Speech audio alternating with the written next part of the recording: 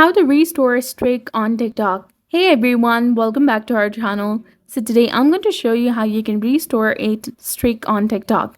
So first open the TikTok application on your mobile device. Then go ahead and log into your account. Tap on the inbox icon from the bottom right corner. That is between the plus icon and the profile icon. Once you're in your inbox page, look for the flame icon next to the person's name that you send the streak to. If you see it, tap on that flame icon.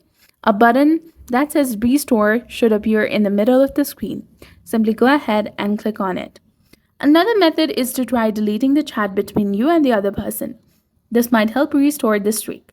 You can also try changing your phone's time to mimic the 48-hour window in which the streak is available. And if those options don't work, you can contact the TikTok support. If you've lost your streak due to a glitch or other issue, you can go to privacy and settings by tapping on three lines in the top in your profile page. Then scroll down and go to report a problem.